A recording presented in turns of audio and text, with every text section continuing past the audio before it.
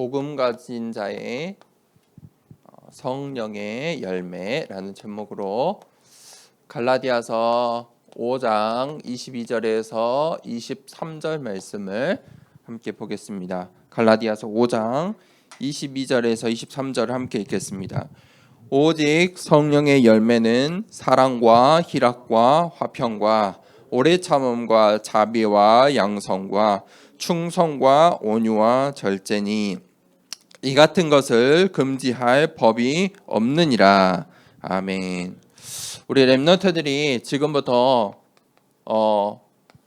질문을 잘 해야 됩니다. 이 질문을 잘 해야 응답을 받을 수가 있습니다. 질문을 잘해야 답을 찾아올 수가 있어요. 그리고 이것들이 결국 우리 렘넌트들의 이 수준이 됩니다. 어떤 질문을 하느냐.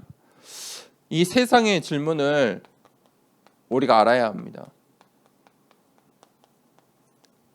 세상의 질문에는 답이 없습니다. 그런데 세상의 질문은 창세기 3장, 6장, 11장 속에 전부 들어가 있습니다. 나의 것, 나의 성공. 세상 사람들은 이 질문을 해요. 아마 학교에서도 앞으로 우리 렘넌트들이 현장에서 만나는 모든 사람들이, 어른들이 다 이야기할 거예요. 나의 것, 성공. 그 질문을 할 거예요. 그 질문을 던질 거예요. 이 세상 나라는요, 계속 이 질문을 하게 만들어요. 여기에 열심을 하게 하고 또 이것을 포기하게 만들어요. 나는 안 되니까 인생도 포기하고 다른 사람을 해치고 어렵게 하고. 왜 그러냐면 질문이 잘못돼서 그래요. 잘못된 질문 속에 사로잡혀 있기 때문에 그래요. 그래서 사람들은요, 전부 이 세상의 집을 만들어 가고 있어요. 자신만의 집을. 그런데 우리는 이 질문을 벗어나야 돼요. 우리는 영적인 질문을 해야 돼요. 다른 사람이잖아요. 우리는 성도예요. 구별된 사람이에요. 우리 렘넌트들은 남은 자예요. 질문이 달라야 돼요. 영적인 질문. 늘 영적인 사실을 먼저 확인하세요. 질문하세요. 그 속에 반드시 하나님의 계획을 질문하세요. 하나님의 계획이 무엇입니까? 그때 내가 이 하나님의 계획, 이것을 발견하고 하나님의 그 방향 속에 나의 방향이 맞춰지면 그때는 시대를 살리는 응답을 받는 거예요. 그 언약을 붙잡으세요. 질문을 바꾸세요. 질문을 한번 해보세요. 가장 어려운 순간에, 문제의 순간에, 낙심의 순간에 질문을 바꾸세요. 그러면 결론은 어디에서 나오냐? 여기서 나와요. 믿음. 결론은 여기에서 나와요. 여기에서 전부 차이가 나는 거예요. 믿음이 무엇입니까? 히브리서 11장 1절에서 3절에 믿음은 바라는 것들의 실상이다. 보이지 않는 것들의 증거다. 믿음은 모든 세계가 하나님의 말씀으로 지어진 것을 믿는 것이다. 믿음은 실상이에요. 이 영적인 사실이 실제예요. 그걸 믿는 거예요. 보이지 않잖아요. 그런데 그게 증거예요.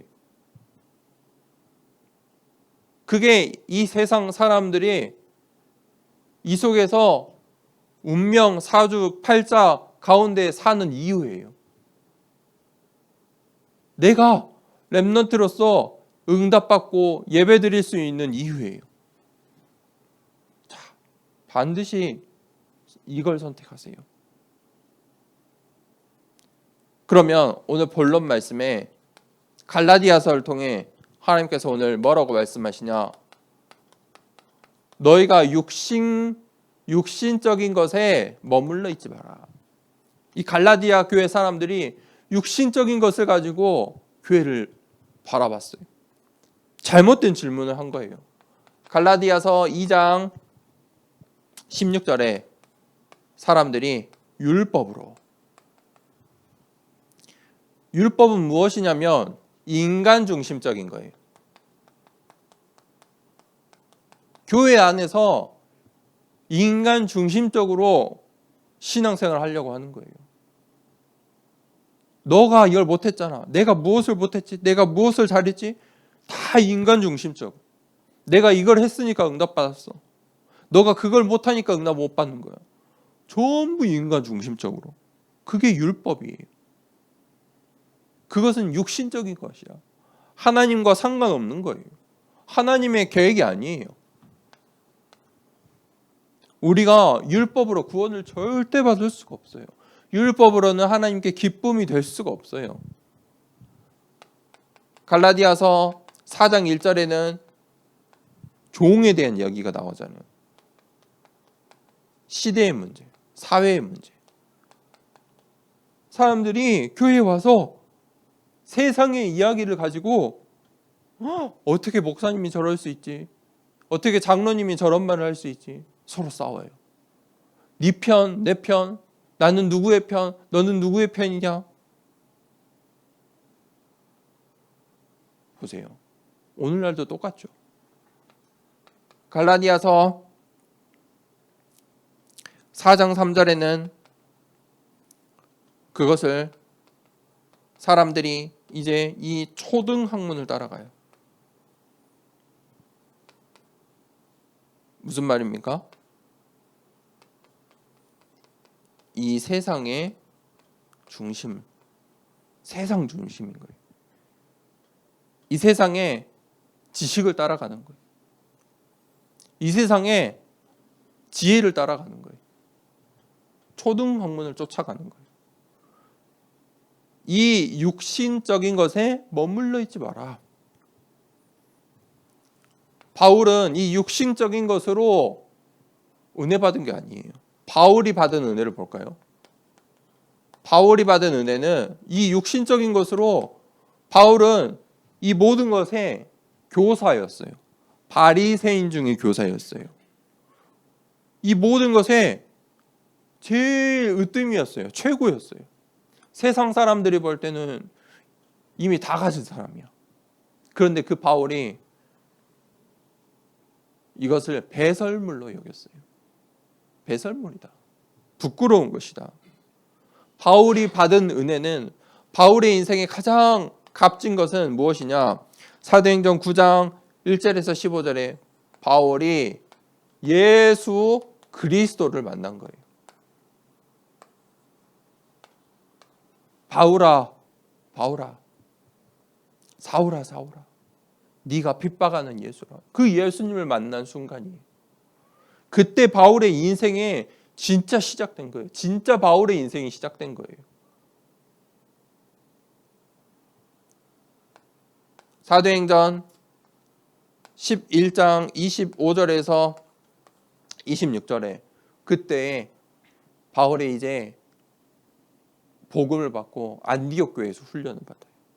그런데 그 안디옥 교회에서 처음으로 그리스도인이라 칭함을 받게 돼요.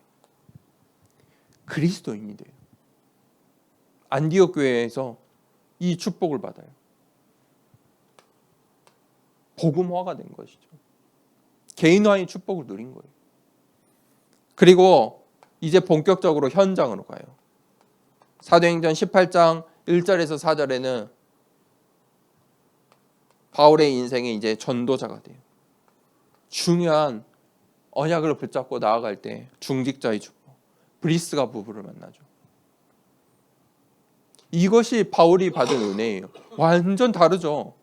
1번과 2번이 완전 다르잖아요. 어떤 질문을 하고 무엇을 쫓아가고 있습니까? 질문을 바꿔야 돼요. 내가 1번에 있습니까? 2번에 있습니까? 바꿔야 돼요. 그때 오늘 본문 말씀에 성령의 열매에 대해서 말하고 있어요. 성령의 열매를 뭐 할 자 없다고요? 금지할 법이 없다고요. 막을 수가 없어요. 성령의 열매를 금지할 법이 없다. 이 성령의 열매는 세 가지예요.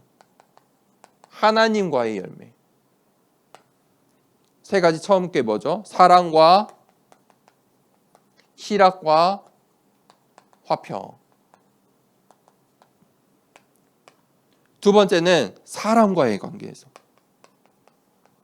사람과의 열매예요. 오래 참음과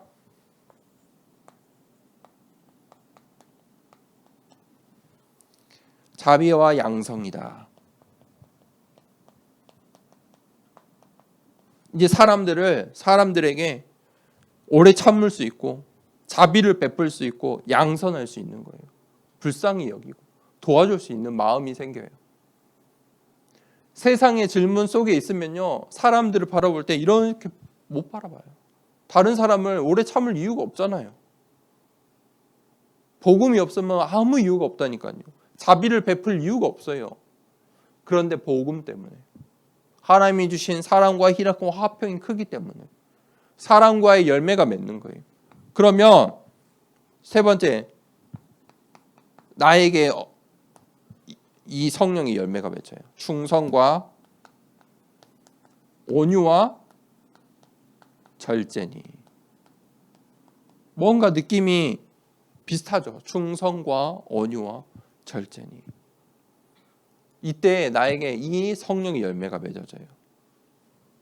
그러면 우리가 이 성령의 열매를 맺기 위해서 기도해야 돼요. 어떤 기도를 하냐? 남은 자의 기도를 하세요. 시작하세요. 나는 렘넌트야.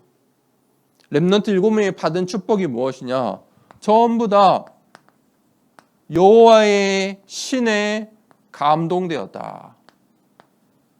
하나님, 여호와의 신으로 감동되게 해주세요. 성령으로 충만케 해주세요. 하나님, 이 성령의 열매를 맺게 해주세요. 남은 자의 기도를 시작하세요. 그러면 그때부터 우리가 순례자의 길을 가요. 그러면 순례자의 기도가 나와요. 순례자의 기도는 무엇이냐? 순례자는 누구냐? 하나님의 약속을 붙잡은 자예요. 하나님의 약속을 붙잡았어요. 사람의 약속이 아니고 세상과의 약속이 아니에요. 나와의 약속이 아니에요. 그러면요, 넘어지고 포기하고 쓰러질 수밖에 없어요. 사람과의 약속은 굉장히 사실 불완전한 거잖아요. 나와의 약속 잘 지키세요? 작심삼일이라고 하잖아요. 잘 못 지키잖아요. 이 세상은 10년이면 강산이 변한다는데요. 영원한 절대의 하나님의 약속을 붙잡으세요. 그 사람이 이 순례자의 길을 갈 수 있는 거예요. 언약 붙잡은 기도. 하나님과의 약속, 언약을 잡으세요. 그게 순례자의 기도예요. 그러면 마지막에 가장 중요한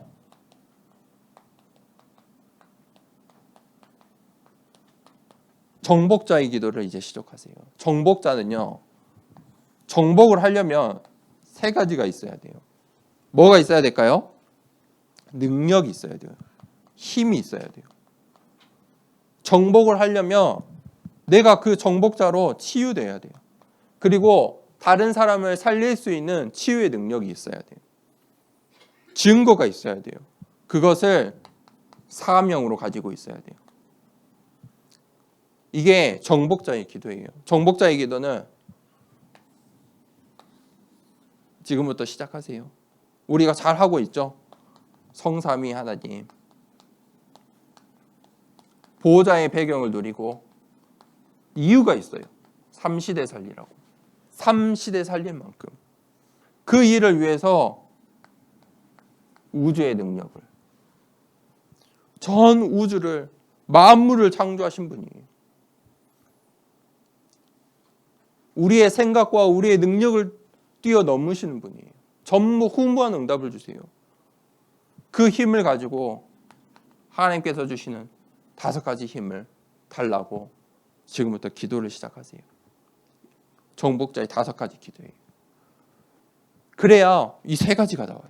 내가 능력이 있고 치유할 비밀 증거가 있고 사명이 있어야 바울처럼 쓰임받을 수 있는 거예요. 로마서 16장의 중직차처럼 응답받는 여정을 갈 수 있는 거예요. 처음을 잘해야 돼요. 오늘 서론. 이 서론을 잘하고 뭘 선택할 때? 믿음을 선택하고 3가지 기도 속에 있을 때 오늘 우리가 바울의 받은 은혜처럼 이 성령의 열매를 맺을 수가 있습니다. 한 주간 동안에 정말 이 성령의 9가지 열매를 맺는 우리 렘넌트들의 여정 되길 축복합니다. 우리 393 기도 함께 하겠습니다.